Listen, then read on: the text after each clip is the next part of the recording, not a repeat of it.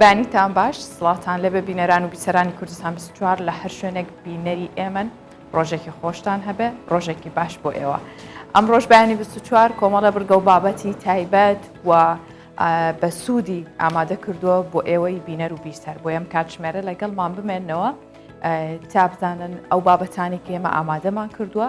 و چ کاریگەریەکیە لەسەر کۆمەڵگا هەڵبەت لەگەڵ هاوکارانم هەمیشە باسیێواکەین چ یاخود بڵین ئەو کاریگەریانەی کە لەسەر کۆمەڵگان ئەو کللتورانە بەجا بۆتە دیاردە یاخود هێشتا حاڵەتە ئێمە مانوێ قسەی لەسەر بکەین تا هەم مناڵەکان هەم گەنجان هەم هەموو چین و توێژەکان سوودی لێ ببینن لە سەرەتاوە هەندێک لەو بابەتانە باس ئەەکەین و دواتریش ئەوانەی کە گرنگن و کردومانەتە تەوەری گرنگی پرۆگرامەکە قسەی لەسەرەکەین.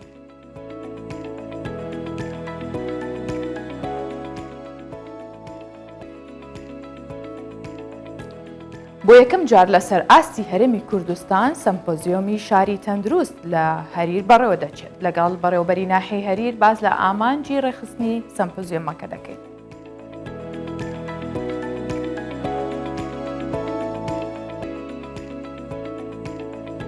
ڕیکلامە ناتەندروست و خراپەکان کاریگەری نەرێنیان لەسەر دەرونی منداڵ و هەرزەکاران دەبێت. ئەم بەیانیە لەگەڵ پسپۆڕێکی بواری ڕاگەاندن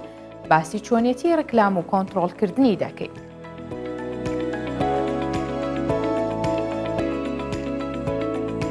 گروپێکی خۆبەخش لە گەرمیان نووسینی سەر دیوارەکان دەسڕنەوە و شێوەکارانیش لە شوێنی نووسینەکان تابلۆ دەکێشن.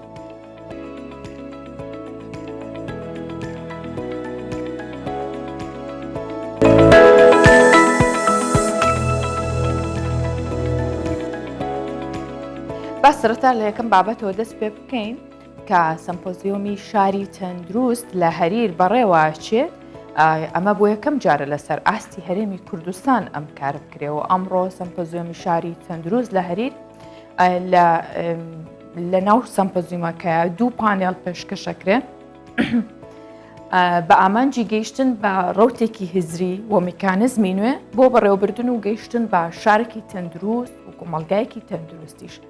کوردستان 24ش ڤیددیۆی دۆکمەنتاریەکی لەبارەی هەریر ئامادە کردووە لە سەمپۆزیۆمەکە نمایش شەکرێت ئێستاش ئێمە بابەشێکی ببینین.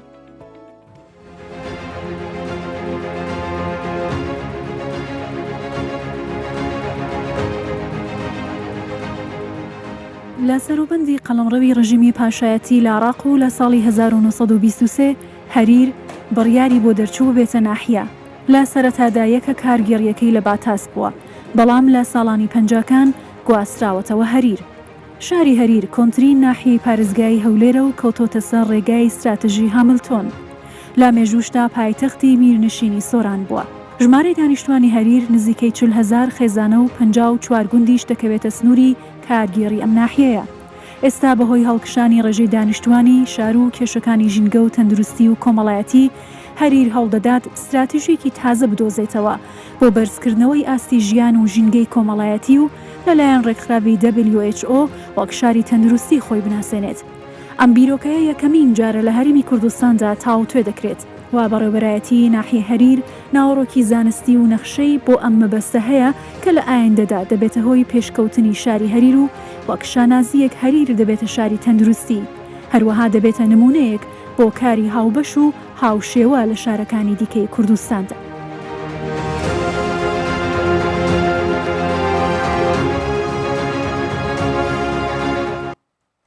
لە ناحیە جوانەکەی هەریرەوە دەستمان پێکردووە و قسەی زیاتریشی لەسەرەکەین بە تایبەت لەتر ئەو چالاکیە گرنگەی کە ئەمڕۆ هەیە و بە گشتیش لەسەر ناحیەی هەریر بۆیە میوانداری کاروان کەریمخانمان کردووە کە بەڕێوەبەری ناحیەی هەریرە و لە ستۆدیۆ میوانی ئێمەیە بەخێر هاتی کاروان ڕۆژێکی باش بۆیەوە. زۆر سپاس بەیانی ئێوە کوردستانیان باش. زۆر سپاس. پێم خۆشە پێشەوەی باسی چالاکیەکە و سەمپۆزیۆمەکە بکەین ئێمە باسێکی ناحیەی هەریرمان بۆ بکە ئەو گرنگیەکەی چییە و بۆ ئێستا بڕیارتاندا ئەو شار یاخود بڵین تەندروست ئەو سەمپۆزیۆمە تەندروستە لەوێ بکرێتەوە. بەڵێ ناحیەی هەریر کە ئەکەوێتە قەزای شەغڵاو سەر بە پارێزگای هەولێرە ژمارەی دانیشتوانی بەپێی ئامارێکی نافەرمی زیاترە لە 35,000 تاکو 40,000 و پێی دێت لە سنتەری شار و هەروەها 44 گوندی ئاودان. ئەو بابەتێک کە هەمان بووە وەک دەزانین بەهۆی فراوانبوونی وە زۆربوونی ژمارەی دانیشتوان لەسەر زەوی وە گەورەبوون و فراوانبوون و بەرینبوونی شارەکان بۆیە ئیتر حکومڕانی وە بەڕێوەبەرایەتی لە جیهاندا بەڕێوەبەرایەتی شار میکانیزمی چۆنێتی مامەلەکردن لەگەڵ شاریان هەبوو بۆیە لەم سۆنگەیەوە چەندین تیۆری و بیرۆکە هاتوونە تێکایە بۆەوەی کە شارەکان بژانەوەی بەردەوامیان هەبێت لە گەشە سەندندا بن وە شارەکان لە کەتن دوورکەونەوە یەکێکی لەم تیۆریانە بریتی بووە لە تیۆری شاری تەندروست بە پێی بنەماکانی WHO ڕێکخراوی تەندروستی جیهانی کە یەکەمدا لە شاری لیسبون ئەم بابەتە تەطبیق کرا دواتر ئیتر لە وڵاتانی پێشکەوتوو جێبەجێکراوە سەرکەوتنی گەورەی بەدەستهێناوە بۆ تا بنەمایەک بۆ بەڕێوەبردن و میکانیزمێک بۆ گەشەسەندنی شارەکان هەروەها لە وڵاتانی جیهانی سێموە لە بەشێک لە وڵاتانی ناوچەکەش ئەم بابەتە پەیڕەو کراوە بۆ گرنگیدان بە شارەکانمان وە بژانەوە گەشەسەندنی شارەکانمان پێمان وا بووە بڕوامان وایە کە لە هەرێمی کوردستانیش لە شارەکانمان دەبێت ئەم بنەمایە تەطبیق بکرێتن کە خۆی لە کۆمەڵە پرێنسیپێکە بێنێتەوە کۆمەڵە معیارێکن کە WHO دایناوە پرێنسیپەکانی زۆرن پێوەرەکانی یەکجار زۆرن کە شۆڕە بێتە خوارەوە بەڵام گرنگترینیان و ئەساسیترینیان برێتە لە پرێنسیپی کۆمەڵایەتی کردن پرێنسیپی ئاسایش پرێنسیپی ئابووری پرێنسیپی هاوبەشی و بەشداری خەڵک هەروە پرێنسیپی تەندروستی و پرێنسیپی ژینگەی ئەمانەنە کە دەبێت بەیەکەوە بە یەک ئاراستە بەرەو پێش بڕۆن هەوڵ ئەدەین کە ئەمە سەرەتای و هەنگاوی یەکەمەکە دەستمان پێکردو هەوڵ ئەدەین کە لە داهاتوودا کاری زیاتری لەسەر بکرێەوە بە هاوسەنجیوە بە ئاراستەکردنی ئەم پرێنسیبانە بە وەرگرتنی ئەو ئەزمونە جیهانی کە هەیەوە بە خۆماڵیکردنی ڕێچکەکان بگەین بەو پێوەرانەی کە لە شاری تەندروست پێویستە هەبێت. باشە پێتان وایە تەنها لە هەریر ئەم پرینسیپانە هەیە کە وەکو شارێکی تەندروست بێت یاخود لە ناوچەکانی دیکەش هەیە یان هۆکاری هەرە سەرکی چی بووە کە هەریر بێت؟ بە حکمی کارەکەمان لە هەریر ئەو بیرروکەیەمان کە لەلا گەلاڵە بۆ هەوڵماداوە کە لەوێ دەستی پێ بکەین تەبی نەک پێمان وابێتون بەڵکو پێویستێکە ئەم شێوازە ئەو شێوازەی بەڕێوەبردنە لە شارەکانی تری باشووری کوردستان جێبەجێ بکرێت ئەم توانایانەی کە هەیە لە زۆربەی شار و ناوچەکان هەیە بەپێی تر بە پێی ناوچەکان ئەگۆڕدرێ ڕەنگە لە هەندێک شوێن ئەو توانایانەی کە هەیە بەهێزتر بێت بەخۆی لە ئاستێکدا بێتن کە وەکو پێوەری دروستی ڕێکخراوی تەندروستی جیهانی لە قەڵم بدرێ هەندێکیان کە کەم و کورتی تێدا دەبێت بەهێز بکرێ هەندێکیان هەیە کە ڕێگری هەیە کە دەبێت بکرێت بۆ نمونەگەر بینە سەر باسی ناحیە هەریر و وردبینەوەی کۆمەڵە توانایەک لە ناحیە هەریر هەیە کە ئاسانکاریەکە بۆی کە بگەین بەو بابەتەوە بەو پێوەرانەی کە WHO دایناوە بۆ نمونە لە بواری ژینگەی و ژینگەیش پاکی هەیە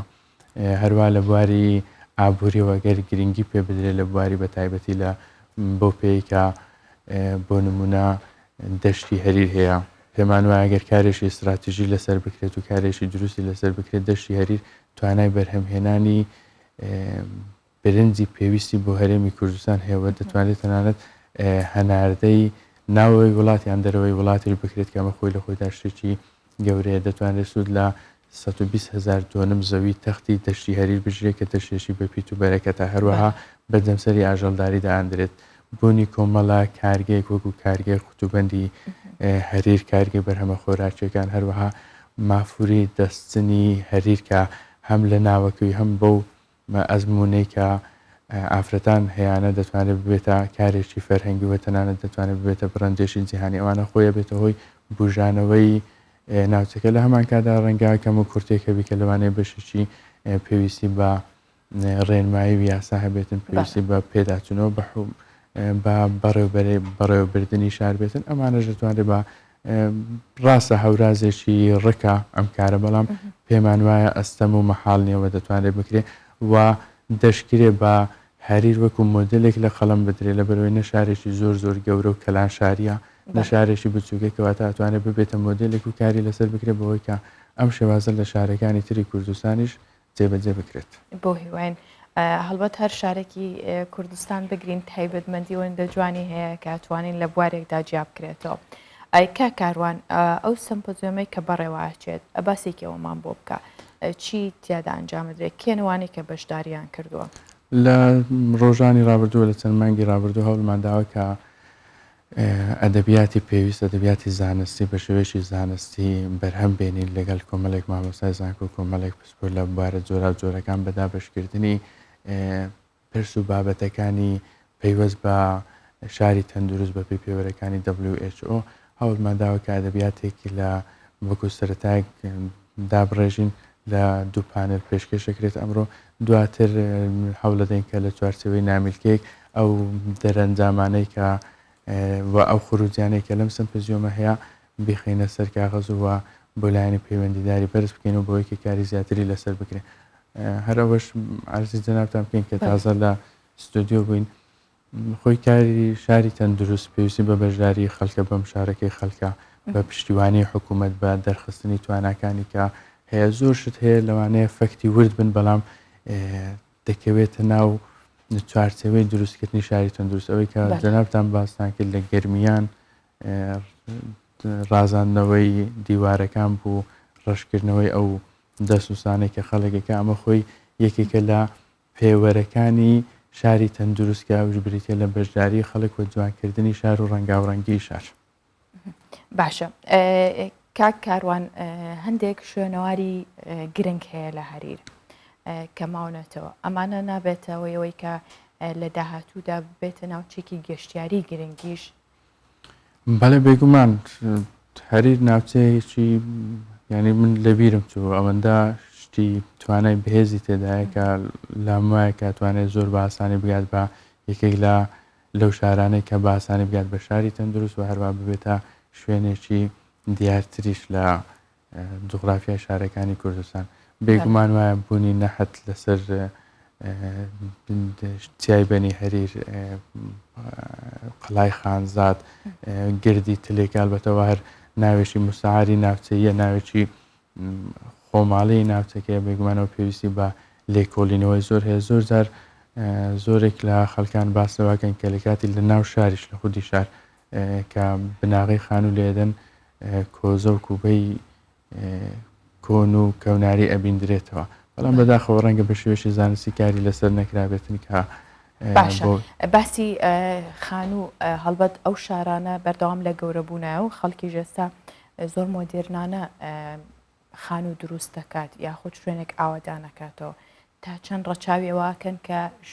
شوێنەوارە کللتوریەکە بپارێزن یاخود ئەو مۆدێلی کە هەبووە لە جاراندا بە هەمان شێوە دروستی بکەنەوە بەڵام بە مەتریاڵێکی تازە خۆی لە سمپۆزیۆمەکەش ئاماژەیەکی ئەگەرچی بە شێوەیەکی کورتیش بێتن حتمما هەر پێ دەین ئەمە دەبێت پێویستە کە لایەنی شوێنەواری هەستێتن بە وەرگرتنی داتای پێویست لەسەر شار و شارۆچکەکان ئەو ئەلبەتە هەموو کوردستانی لامچەکە هەر بۆ خۆی وایەکە زۆربەی زۆری شوێنەواریە بەڵام ئەو شوێنانێک کە وەکو هەریر ئاسەواری شوێنەواری زیاتری لێ ئەدیترێتەوە دەبێت ڕەچاوی دۆخی ناوچەکە بکرێت سروشتەکەی بکرێتن بۆ نمونە پێویستەکە ڕەزامەندی لایەنی شوێنەواری لێوەربژێت بۆ ئەوەی کە ئەو مێژووەوە ئەو سەروەتە مێژوویەی کە بۆمان ماوەتەوە بە فیرۆ نەچێت ئەمە لەلای شەریەکێک لەو خەلەلانەی کە لە شارسازی خۆمان هەیە ئێمە لە ڕەنگە زیاتر گرنگیمان بە پاراستنی زەویەکە دابێت کە زێدە ڕۆی لەسەر نەکرێت کەمەش تا چەند سەرکەوتبووینە ئەمێنێتەوە سەر بەڕێوەبردن و هەروەها ئەو یاسانەی کە کارپێکراون لە هەرێمی کوردستان بەڵام کەمتر گرنگی بە سیستەمی ئەندازیاری شار درراوە بۆ نمونە خانوێک کە دروست دەکرێتن دەبێت ڕەچاوی هەموو بابەتەکانی دروستی تێدا بدرێتن بۆی کە ئیمەنی هەبێتن بۆی کە تەندروستی و سەلامەتی سەحی هەبێت گرنگەوەی دارێک نەبڕنەوە بۆ ئەوەی کە وزە بە فیرۆ نەچێتن بەو دۆخەی کە هەرێمی کوردستان هەیە پێویست بوو بە شێوەیەکی زۆر بە گرنگیەکی زیاترەوە سەیری سیستەمی بیناسازی و نظامی ئەندازیاری شارکراوە. کاکەڕوان کەریم خان بەڕێوەبەری ناحیەی هەریر من زۆر خۆشحاڵ بووم کام بەیانێ میوانی ئەمە بوون و پیرۆزبایی لە هەموو دانیشتوانی هەریرەکەین و بە هیوان کە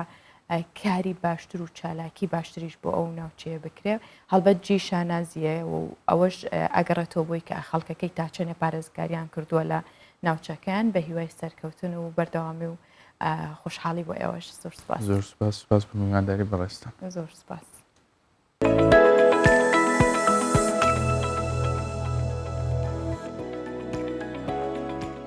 پسپۆڕانی کۆمەڵاسی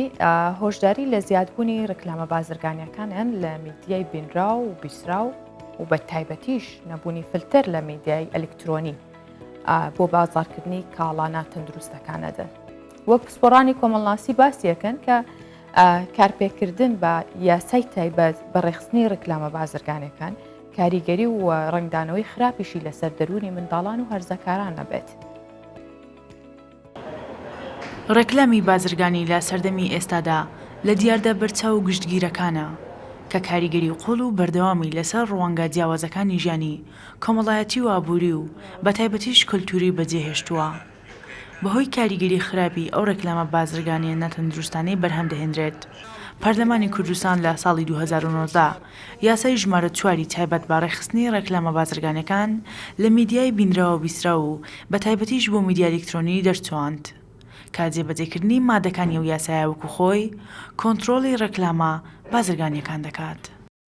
ئامانج لە دەرچواندنی ئەم یاسایە ئەوە بوو کە ڕێکلامی بازرگانی ڕێک بخرێ لە هەرێمی کوردستان بە جۆرێک لە جۆرەکان ڕێکلام بۆ هەندێک مادە نەکرێت کە زیان و زەرەری بۆ هاوڵاتیانی هەرێمی کوردستان هەیە و ڕێکخستنی لە بواری میدیای بینرا و بیسترا و هەروەها میدیای ئەلکترۆنیشە و ئەم یاسایە بۆ ئەوە دەرچوو کە هەر بۆ نمونە مەوادێک کە ڕێکلامکردنی پێچەوانە بە ئادابی گشتی و نظامی گشتی بێ یاخود تەندروستی گشتی بێ قەدەغە بکرێ و ئەوانەی کە ڕێکلام دەکەن بۆ هەر مادەیەک کە پێچەوانە بێ یاخود برەودان بێ بە دژبوون بە ئادابی گشتی ئەوە غەڕامە دەکرێت. بەڵام لە هەرێمی کوردستان دەبینین تاوەکو ئێستا کارکردن بەو یاسایە بە تەواوی نەچۆتە بواری جێبەجێکردن. پێویستە لەسەر ئەو وەزارەتانێک کە تایبەتمەندن ڕێنمایی دەربکەن. وەزارەت هەیە ڕێنمایی دەرکردووە بەڵام لە مەجالی جێبەجێکردنە تەواو نەچۆتە بواری جێبەجێکردن. ڕێکلام هەمیشە کار لەسەرەوە دەکات کە سەرنجی خەڵک ڕابکێشێت بە ئاراستەیەوەی تێڕوانین و درکپێکردن و بیر و بۆچوونیان لەسەر بابەتەکان بگۆڕێت. کامانجی هەڕێکلامەیەک بۆ بە بازارکردنی و کاڵایە کە ڕێکلامی بۆ دەکرێت. خاڵێک کە هەموو جیهان لەسەری کۆکن لە ڕێکلامدا بەلا ڕێدابردن یاخود هەڵخەڵەتاندنە. نزارگزاڵی پسپۆڕێکی دەروونناسیە باس لە کاریگەریە خراپەکانی ڕێکلامی ناتەندروست دەکات. بە تایبەتیش ڕنگدانەوەی لەسەر منداڵان و هەرزەکاران کەوا دەکات منداڵ پێداگیری بکات لەسەر ئەو شتەی کە لە ڕێکلامدا دەیبینێت و ئەمەش زۆرجار گرفت دروست دەکات لە نێوان دایک و باوکو و منداڵەکانیاندا. لەسەر هەرزەکاران زۆرجار لەوێ گرفتی گەورەتر دروست دەبێتن. لە هەرزەکاراندا دەبینین دائیمەن وا دەکات هەرزەکار بە دوای پارەی زیاتردا بگەڕێت یان بیر لە داهاتی زیاتریان بە دوواداگەڕانی پارە و داواکاری لە خاو خێزان و لە ماڵەوە بۆ ئەوەی ئەو خواستانە جێبەجێ بکات ئەوەی کە لە ڕێگای ڕێکلامەکان بینیوەتی تاویش بتوانێتن. هەر کاتێک کە نەیتوانی ئەو شتانەی کە لە ڕێکلامەکان بوونەتە جێی سەرنجی نەیتوانی جێبەجێ بکە لەو حاڵەتە جۆرێک لە خەمۆکی جۆرێک لە ململانەی دەرونی لە بۆی دروست دەبێتن. چەندین کاریگەری دیکەی نەریانەی لەسەر دروستە. هەرزەکاری مینە هەمیشە چونکە دەبینین لە ناو مینەدا ئەوانەی کە لە ڕێکلامەکان بەکاردێنرێن لە شولارێکی ڕێک و جەستەیەکی ڕێک و یان باریک یاخود بنین لاواز دەردەکەوێتن بە شێوازێک جۆرێک لە ڕاوچێ لەگەر ئەو کەسانە دروست دەکات پێی وایە دەبێ ئەویش بە هەمان شێوە یان ستانداردی جەستە لای ئەو کچە هەرزەکارە ببێتە ئەو جۆرە جەستەی کە ئەو کچانەی کە بەکاردێن لە ڕێکلامەکاندا. یاسایەک بێت بە جۆرێک لە جۆرەکان ڕێکلامەکان سنووردار بکاتن. ڕێکلام لە بۆشتی زۆر نەشیاو دەکرێت بە تایبەتی لە تۆڕە کۆمەڵایەتیەکان. ئێستا بابەتێکی دیکەمانەیە پێی دەگوترێت سپۆنسەر کە پارە دەدەی هەرچیەکی دەتەوێتن دێتە سەر مۆبایل و سەر پەڕەی هەموو ئەو کەسە گەر بەخواستی خۆشی نەبێتن.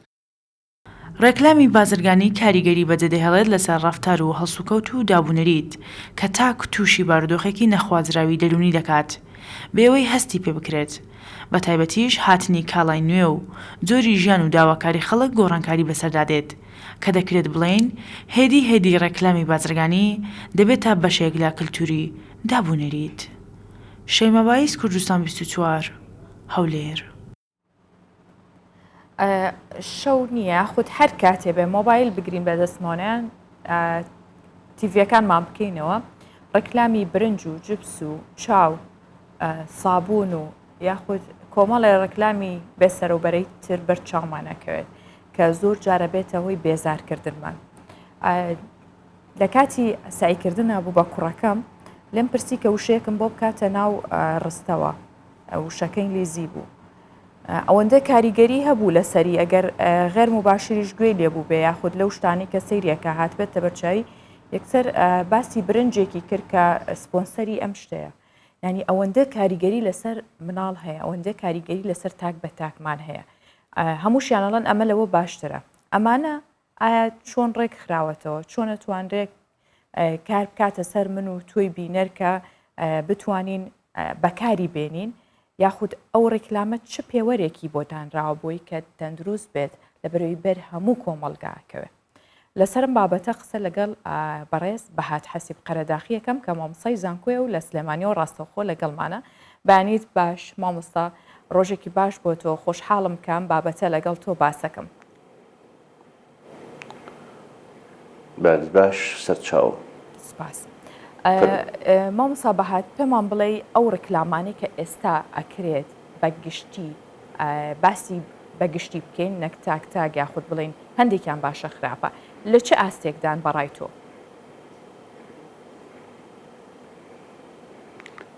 ڕاستی زۆربەی زۆری هەرە زۆری ڕێکلامەکان ئەو ئەرکەی کە لە سەرەتی جێبەجێ بکە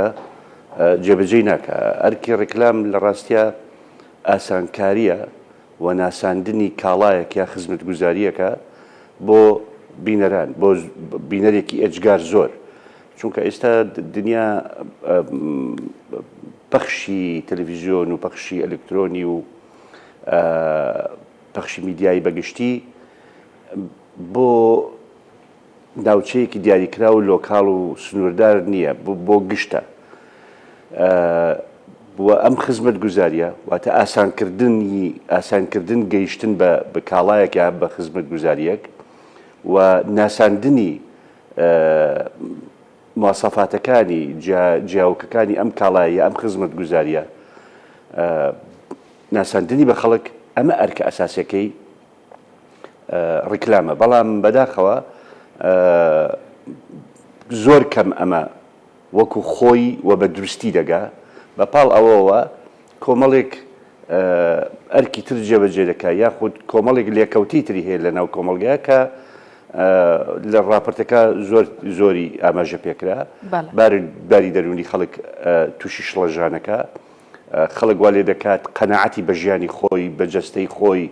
بە خواردنی خۆی بە خواردنی ناوماڵ نەمێنێت جۆرێک لە کۆیلایەتیەک کە ئەتوانم ناوی بنێم کۆلایەتیەکی مۆدرێن وامە لێ دەکات وابەستەی بازار بین بووە هیچ ئیرادەیەکمان نەمێنێت. باشە مامۆستا بەهات ئەمە ئایا پێت وایە ئەم ڕێکلامە کە ئەکرێت مەبەستەکەیان ئەوەیە کە کۆمەڵگا بەرەو ئەو ئاراستەیە بەرن یاخود کۆمەڵگا بەرەو ئەو جیهانە مۆدێرنە بەرن کە باست کرد یاخود بە جۆرێک لە جۆرەکان مەبەستیان یاخود مەبەستیان نییە و ئەمە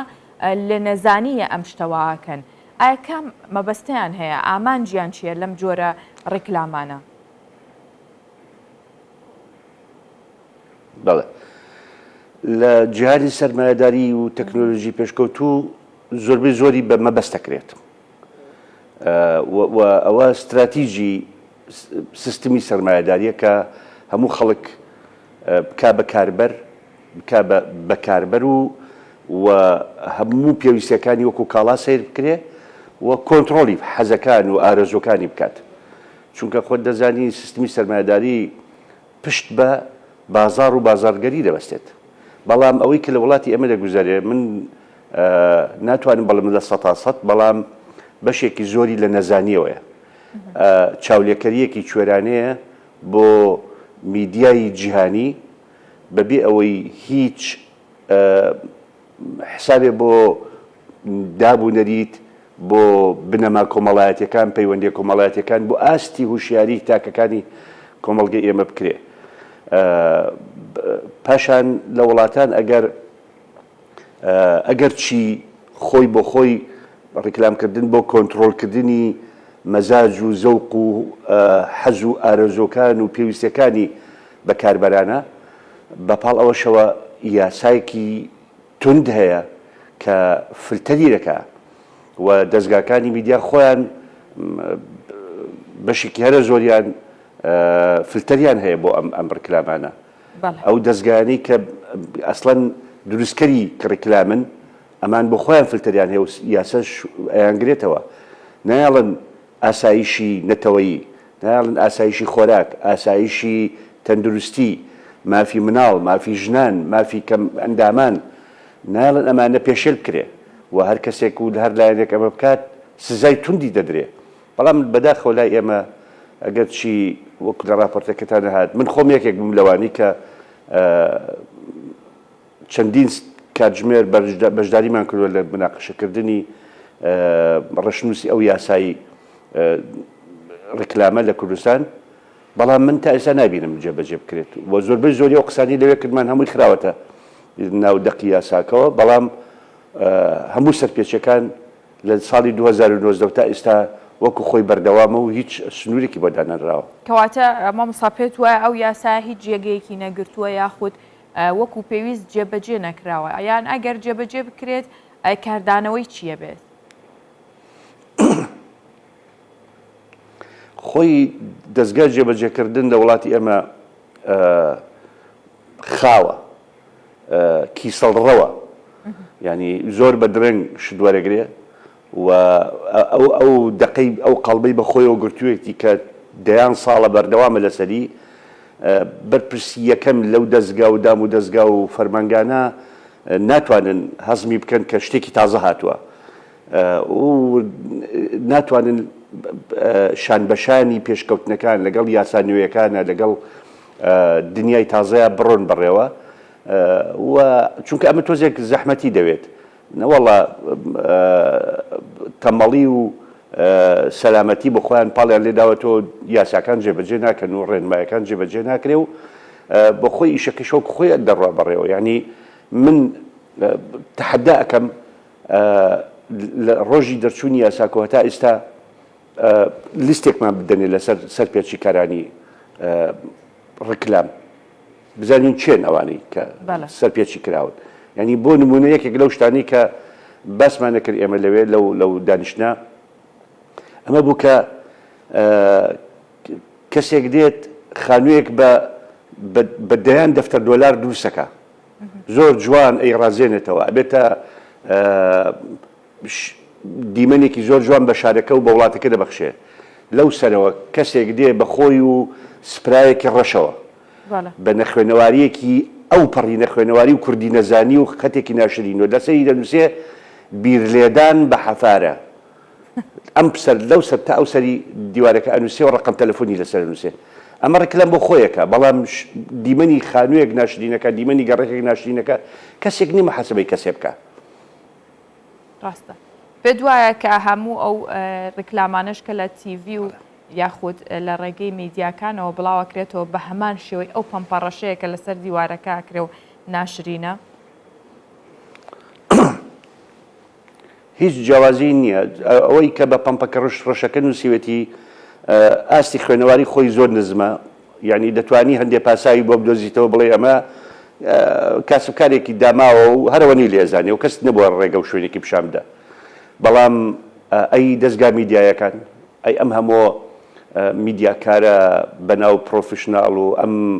چەند هەزار ڕۆژنامە نووس و میدیاکاری لە کوردستانە هەن کە ژمارەیان لە دکتۆر و ئەندازیارەکان زیاترێکە، ئەمانە هەر هەمویان ئیتیکی ڕۆژنامەوانیە زانن، هەمویان گرنگی و ئەرکی ڕیکلامە زانن. ئەی بۆ بە بەسەر ئەمانە تێپەڕێ، بۆ مەزاجی مرۆڤەکان تێکەدەن، بۆ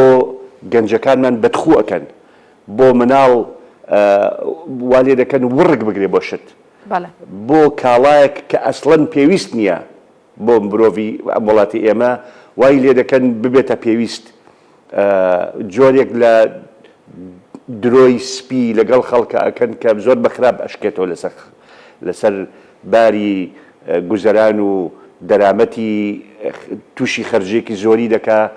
ڕەنگە تووشی ناڕەحەتی بکە ڕەنگە تووشی لادانی ئەخلاقی بکات بۆ کڕینی کاڵایەک یا خزمەت گوزارێکی دیاری کراو کە پێی ناوێرێ. باشە مامۆستا بەهات پێم خۆشە دوا پرسیارە لێ بکەم ئەگەر بە کورتی پێم بڵێ ڕکلامەکان تا چەند کاریگەریان هەیە لەسەر تۆخکردنەوەی توند و تیژی بە جۆرێک لە جۆرەکان بۆ نمونە ڕکلامێک کە باسی شیر یاخود دایبی منداڵ بکات نازام چ شتێکە چ پێوەرێکە کە هەرە بێ ژنەکە بیکات یاخود ئەگەر باسی هەر لایەنێکی دیکە بکات لە قاڵبدانێکیان کردووە کە چۆن لە ناو کولتور و عادەتە هەیە کە ئەم ژنە ئەبێەوە بکات لە ڕکلامەکەشا بە هەمان شێوە ئەمە نابێتە هۆی تۆخکردنەوەی ئەو لە قاڵبدانە و دواتر هێواش بۆ تند و تیژی بەرامبەر ئافرەت بێ یاخود بە هەمان شێوەش بۆ پیاویش بێت خۆی بابەتێکی پێڵێن ستیریۆتایپ ینی سۆرەی نەمەڵی ئیعلام دروستیەکات میدیا ڕاگەاندن دەتوانێت قارەمان بکە بە شکست خواردو شکست خواردوێ بکە بە قارەمان و لادەرێ بکە بە ڕێنماییکەر و ڕابەرێ بکە بە کەسێکی سووک و ڕسووە ئەم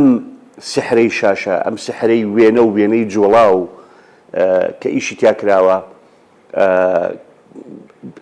پێویستی بەوە هەیە کە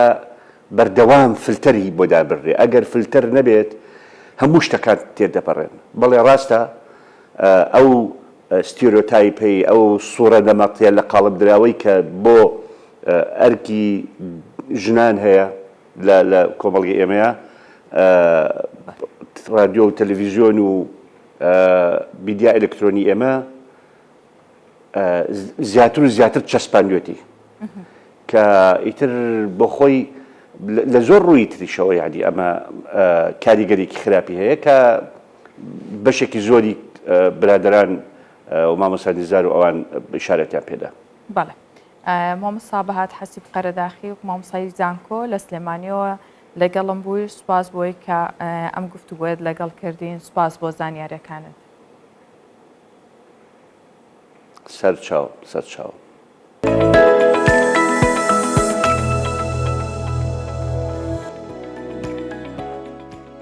دوو هاوڵاتی کورد لە شاری ناشڤێلی ئەمریکا تابلۆی ئۆتۆمبیلەکانیان بە وێنەی پێشمەرگە و ئاڵای کوردستانە ڕازێنەوە. ئەمەش سەرنجی دانیشتوانی شارەکەی ڕاکێشاوە و هاوڵاتیانی شارەکەش پرسیاری وێنەکە لە خاوەن ئۆتۆمبیلەکانی شەکەن ئەمە چییە چۆنە وا کاتکە لە ڕێگەی ئەو تابلۆیەوە وێنایەکی جوانی هەم کوردستان و هەم قارەمانی پێشمەرگەش بناسێنن بابێکۆی مەشبینەری بین. دوو هاوڵاتی کوردی دانیشتووی شاری ناشڤێڵ لە ویلایەتی تێنەسی ئەمریکا وەکو وەفایەک بۆ خەباتی پێشمەرگە و خۆشەویستیان بۆ کوردستان تابلۆی ئۆتۆمبیلەکانیان بە وێنەی پێشمەرگە و ئاڵای کوردستان دەگۆڕن. نزار شەرانشی کە ماوەی 26 ساڵە لە شاری ناشڤێڵ دەژێ دەڵێ خەڵکێکی زۆر لە ناشڤێڵ دوای بینینی تابلۆی ئۆتۆمبیلەکەی پرسیاری ئەو وێنەی لێ دەکەن ئەویش بۆیان ڕوون دەکاتەوە کە وێنەی پێشمەرگەیە ئەو هێزەی بەرگری لە کوردستان دەکە و دژی تیرۆر دەبەستێتەوە. من ئەفۆڵا کوردستانی سەردەستی خواچێگرش بەربێ چەندێ وەختی شەڕێ داعش دەست پێکردی من ئەفلێتە پێشمەرگای خست سارا خۆک و وی وەختی پێشمەرگە تەنها کەسبی ڕێگیری لە داعش کردی و کوردستان پاراستی بەروێن دێ خۆشتەویە پێشمەرگەی مە و پلەیتە خست سارا خۆ زۆر خەڵک لەم دەپرسن ژمارە بۆچی تەخسیە پێشمەرگە چمانەک دەدەن بژمێ پێشمەرگە ئەو کەسەنە دنیا هەمی پاراستین کوش ئیرهابێ.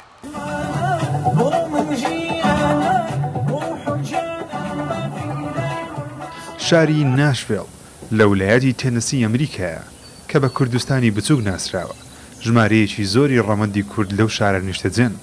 هاوکات لەم ماوەیەدا شارەکە بووەتە جێی سەرنجی بەرپرسانی شاری هەولێر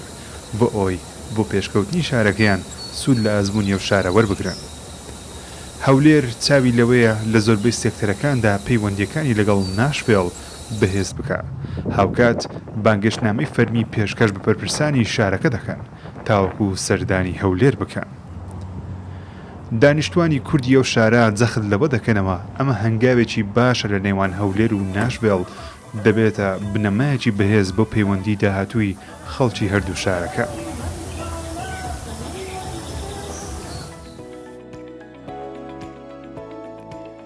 فستیڤاڵی گەلاوێش لە سلێمانی کۆتایی هات چەند ڕۆژێک چەندین کار و چالاکی باشی تیا بەڕێوە چوو. کەم فستیڤالە ساڵانە بۆ ئەنجامدانیم فستیڤالە وەکوتم لە وڵاتانی دیکەشەوە نووسەر و هونەرمەند میوانداریە کرێن و بانگێش دەکرێن. و لە چەند ڕۆژی ڕابردووش فستیڤالەکە بە چەند چالاکی گرنگ و پانێڵی جیاواز لەسەر بابەتە کللتوریەکان بەڕێوە چوو. هەر بۆ مەبەستش کەسانی ئەکادیمی لە بوارەکانە بەشداریان کرد و باسییان کرد و بابەتەکانیان ڕوون کردەوە. دوێنێش کۆتا ڕۆژی فستیڤالەکە بوو خەڵاتی یەکەم و دووەم و سێمی شەعر و چیرۆک و لێکۆڵینەوەش دابەشکرا. بابی بینین بزین درا بە کێ خەڵاتەکان. دوای سێ ڕۆژ لە بەڕێوەچوونی فستیڤاڵی گەلاوێش هەمووان چاوەڕێی خوێندنەوەی دەرئەنجامەکانن بۆ براوەی خەڵاتەکان لە ژانەرە ئەدەبیەکانی شعر و لێکۆڵینەوە و چیرۆک. ئاریان سەلیم وەک بچووکترین بەشدار بوو بە بابەتێکی لێکۆڵینەوە بەشداری فستیڤاڵەکەی کردو و توانی خەڵاتی یەکەم بۆ لێکۆڵینەوە بەدەست بهێنێت. هەستێکی خۆشە بە تەکیدی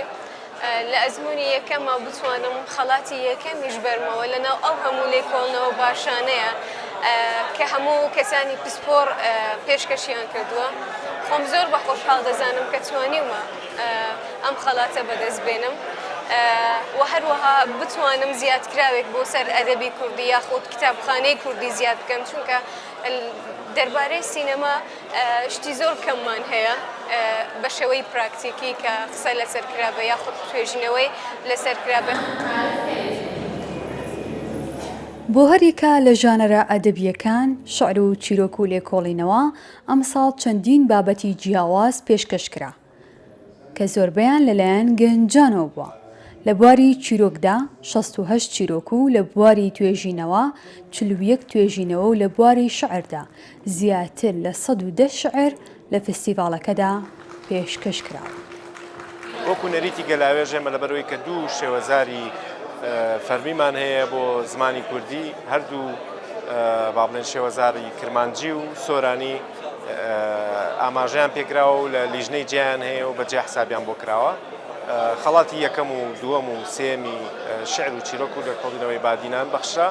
هەروەها خەڵاتی یەکەم و دووەم و سێمی هەر سێ بەشی پێشبڕکێی فەرمی فستیڤاڵی گەلاوێژ کە شعر و چیرۆک و لێکۆڵینەوەیە ئەوانیش دابەشکران. ئەم ڕۆ کە بابەتەکان پێشکەش کران کە پێشکەشکارەکانم بینی چکە من نایانناسم بەس عنوانی توێژینەوەکان نەزانم زیاتر بۆ من مای دڵخۆشی بوو کە زانیم کۆمەڵە گەنجی زۆریان کۆمەڵە گەنجی تازە پێگەیشتون بە تایبەتی خەڵاتی یەکەم گەنجێکی 22 ساڵ توانیوێتی ئەو قودرەتەی هەیە کە ئەوەی جارێکی تر دڵخۆشی کردن پێشکەشکردنەکەی ئەگەر دەڵێم زیاتر بوو بێت لە ئاستی نووسینەکەی بوو. بەرەو بنیادنانی سیاسەتی کولتوری دروشمی 25 هەمین فستیڤاڵی گەلاوێژ بووە کە بە سازدانی چەندین دیدار و پانێڵی ئەدەبی لەلایەن بیرمەندانی هەرێمی کوردستان و وڵاتی ئێران و وڵاتە عەرەبیەکان بەڕێوەچوو.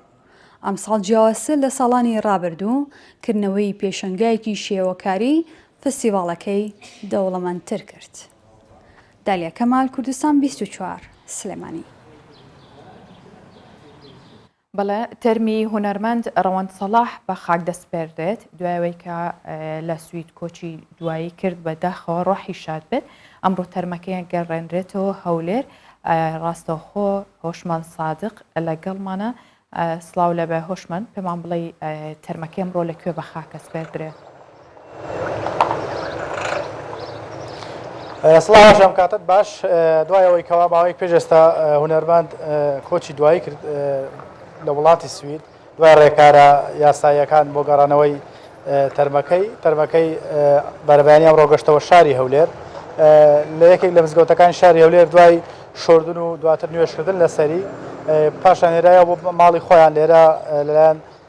کە سوکاری و خوشک و دایک و خزمانی خۆیەوە پێشوازی لە تەرمەکەی کرا دواتر ئێستاوە دوای ئەوەی کەوا هاتە ئێرە بەردە ماڵی خۆیان و لێرە پێشوازیان لە تەرمەکەی کرد ئێستا تەرمەکەی بەڕێکرا بۆ گۆڕستانی شێخ ئەحمەد لەوێ بە خاک دەستپێدرێت هەنجارە پێویست هەندێک کە سوکاری پێویست بۆ قسە بکەن بەڵام ئەوان ڕۆشتن سەر بڵێن قەبران بۆی کەوا لەوێ بە خاکی بسپێرن ئێمە بەشێک لە دیمەنەکانی بڵێن بەڕێکردی تەرمی هونەرمەندان بۆ دەگوازینەوە کە ئەو ئێستا بەڕێ دەکرێت بۆ گۆڕستانی شێخ ئەحمەد ڕەوەن سەلاح ماوەی پێش ئێستا بە هۆی نەخۆشیەوە بە چاڵتەی کە بەتاوەکو ئێستا بە تەواتی پشاز نەبێتەوە چاڵتەی مێشک کۆچی دوایی کرد دواتر تەرمەکەی بەرەبیانی ئەم ڕۆگەێنڕایەوە شاری هەولێر ئێستا بەڕێ دەکرێت بۆ گۆڕستان بۆی کەوا لەوێ بە خاک بەسپێدرێت من ئەچم بۆ گۆڕستان بۆی کەوا لێرە مەراسمی بە خاک سپاردنەکەی دواتریش لێدوانی کە سوکاری لەسەر بڵێن کۆچی دوایی هونەرمەند تامۆ بگوازنەوە بەڵێ بەڵێ هۆشمان سادق سوپاس بۆ زانیارەکانت ئەمڕۆ زیاتر باسی ئەومان کرد کە ڕێکلامە ناتەندروستەکان یاخود ئەو شتانەی کە ئەکرێت بە هەر جۆرێک بێ بە تایبەت ئێمە باسی ڕێکلامی ناو میدیامان کرد بەڵام کۆمەڵێ دیاردەی دیکە هەیە کە لەسەر دیوارەکانی بینین ڕۆژانە بەرچاومانەکەی و نووسینە ناشرینانەیە کە بە بۆیاخ ئەکرێ یاخود بە پامپێک و بە ناشارەزایی لەسەر زۆربەی دیواری مەکتەبەکان بە تایبەت ئەکرێتەوە نووسرێت جا شعر بەجێڵن ژمارەی تەلەفۆن بەجێڵن بۆ کەسێکی دیاری کراو بێ هەموومانەوەی کردووە کە دیمەنێکی ناشرین ببەخشێت بەو شوێنانە لە وڵاتانی دنیاش ئەم جۆرە نەریتە هەیە کە زۆر جار لەسەر دیوارەکانە نەخشێنرێ بەڵام لەوەی ئەوان کەی بینین بە جۆرێکە کە دیمەنێکی هوەری یان زۆر جار شێوازێکی نووسینێکی جوانترە ئەگەر هەر هیچ نەبێ دیوارەکەشی ناشرین کردبێ نەخشاندنێکە کە زۆر بەو شێوەیە نییە پامێکی ناشرینی نەگەیاندووە چونکە زۆر جار لێرە ئەو پامێکەی گەێنێت ئەبێتە هۆی کێشەیەکی زۆر بەدوایە ئەگەر پامەکە بە تایبەت بۆ کچێک بوو بێت تووشی چەند کێشەیەکی کردووە جا لە خێزانەکەی بێت لە مەکتەبەکەی بێ چونکە زۆر جار بە وشەی نەشیا و ناونیشان ژمارەی تەلەفۆن هەموو ئەمانە زۆرن بەجێ هەڵڕێن لە کوردستان زۆر باوە ئەم بابەتە لەسەر دیواری قوتابخانە و شوێنە گشتیەکانم کاراکرێ بەڵام لەگەڵەوەشدا کەسانێکن کە بەرپرسیارەتیان هەیە کە هەستی بەرپرسیارەتیان هەیە و کۆم گروپە کە خۆبەخشانە هاتوون لە گەرمیان هەموو ئەو نووسینانە لەسەر دیواری مەکتەبەکان نەسرنەوە و هەمووشیان گەنجن نەک هەر دیوارەکان نانووسن و تێکینیان ئەمان هاتوون ئەشی سڕنەوە و بە شێوەیەکی جوانیانەوێت ئەگەر ویسترا شێوەکاری تیا بکرێت لەسەر دیوارەکە و بەڵام ئێستا ئەوان بە شێوەیەکی سەرەتایی هەمویان سپی کردەوە و پاکیان کردوتەوە.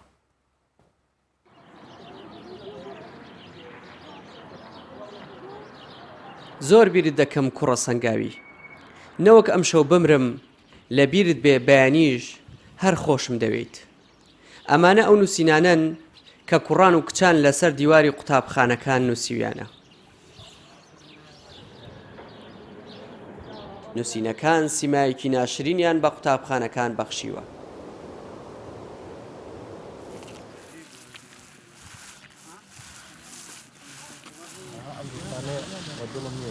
گروپێکی گەنجی گەرمیانی ئەو شانە نانووسن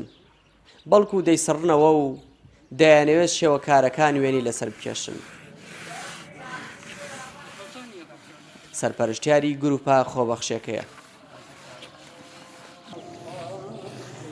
لە ساڵی پارە و نووسینی سەر چەندین دیواری قوتابخانەیان سڕیوەتەوە ڕێبەر نیگەرانە لە نووسینەکان و بە گەنجان دەڵێت لە بری نووسین بیر لە داهێنان و بەرەو پێشچوون بکەنەوە لە نێو قوتابخانەکان هەروەکو هەموو کەس ئەزانێکەوە قوتابخانە جێگای پەرۆدە فێرکردنە وێ ئەمێ ئەبێت چی لەناو قوتابخانە ئەگوزارێ لە ڕووی پەروەردەیەوە دیوی دەروی قوتابخانەکەش بە هەمان شێوێ ڕنگدانەوەی دیوی ناوی قوتابخانە ببێتە چۆن بڵێن باگرامەندێک لە دیوی دەروی قوتابخانە ئێمە بڕیارماندا وەکو کۆمەڵێکی گەنجی خۆبەخش لە سنووری ئیداری گەرمیان کەوا ئەو قوتابخانەی کەوا وشەی نەشایان لەسرە ئێمە بتوانین بیان سڕە بە گەرما و سەرما ناوەستن تا ئەو کاتەی نووسینەکان بە تەواوی لەسەر دیواری قوتابخانەکان دەسڕنەوە.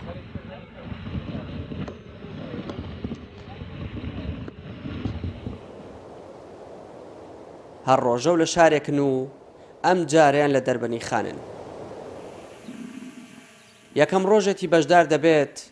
لەگەڵ گروپەکە لە سڕینەوەی نووسینەکان.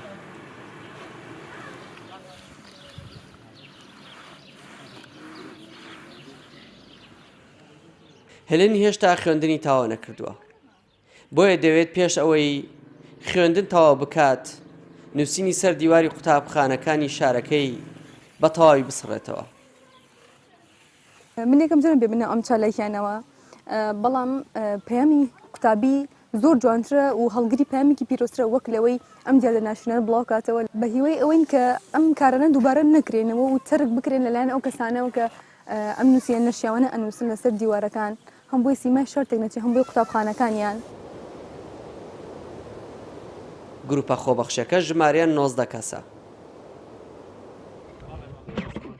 هەموو کەرەسەکان کە دەیکڕن بۆ سڕینەوەی نووسینەکان گروپەکە لە نێو خۆیان پارێک بۆ کۆ دەکەنەوە. ئامانجیان هیچ قوتابخانێک بەجێ نێڵن کە نووسینی ناشرینیان لەسەر نووسراوە. دیار جەمال، کوردستان 24 دەربەندی خان. زۆرێک لە ئێمە بیری مامۆستای منداڵیمانەکەوێتە یاخود مامۆستای قۆناغەکانی سەرەتاییمانەکەوێتەوە تا ئێستش لە زەهرمانەجا ئەو مامۆستایە ئەگەر شتێکی فێرکرد بێتین زۆرمان خۆشویستوە، ئێستش تەمە ناکەین بیبینینەوە.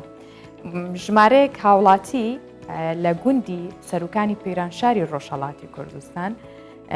بیری مامۆستاکەیان کردووە و دوای 50 ساڵ سەردانی مامۆستاکەی خۆیانیان کردووە کە وەکو باسیەکەن ئەوەندە کاریگەری هەبووە لەسەر ژیانیان کە لە بیری ناکەن.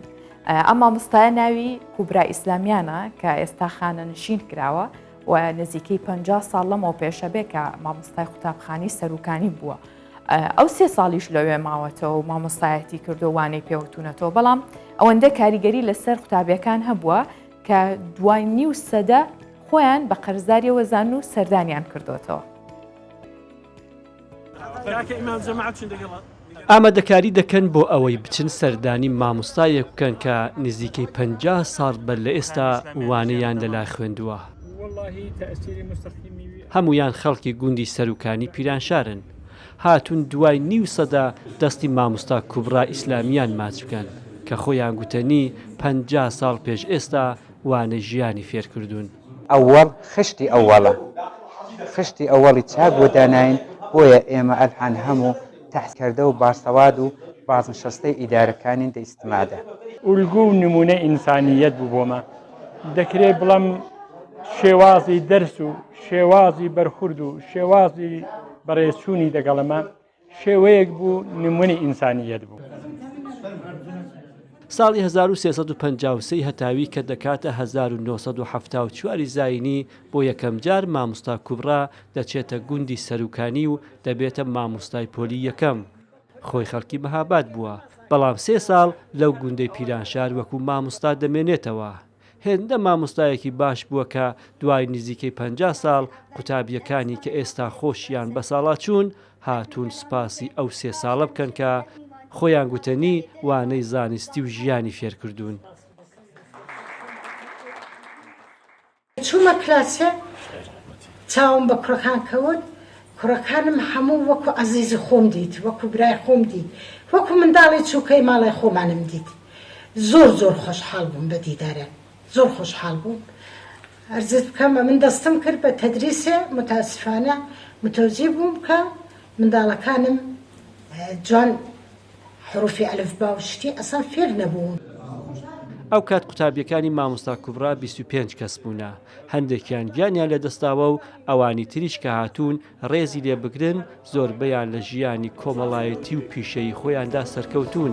هەر هەمووشیان دەڵێن سەرکەوتنی ئێستایان هێڕێ نوێنیەکانی 50 ساڵ لەمەو پێشی مامۆستا کوبرا بووە. ئامانجیەمەیە لە ڕێگەی نیشاندانی ئەم بابەتانەوە پێتان بڵێن کە هەمیشە لە بیرتان بێتە و کەسانەی کە خۆشتانەوە جا مامۆستاتانە خۆشەویستانە ناسیاوێکتانە ئازیزێکتە خوشکتە براتە هەر ئێستا پێی بڵێ کە خۆشمەوەی کە قەرزارباری و ڕۆژانم کە تۆ لەگەڵ مابووی کە پەیوەندی کۆمەڵایەتیەکانت لەگەڵ یا تونتر بکەرەوە لە بەرەوەی هیچ کات درەنگ نییە بووی بە کەسێک بڵێ بیرتەکەم. ئەمە دوایین بابەت بوو لە بانی 24 ئەمڕۆ پێشکەشم کردن بۆ هیوای ئەم ڕۆژەکەتان بەخۆشی تێپەڕێت ماڵەوە.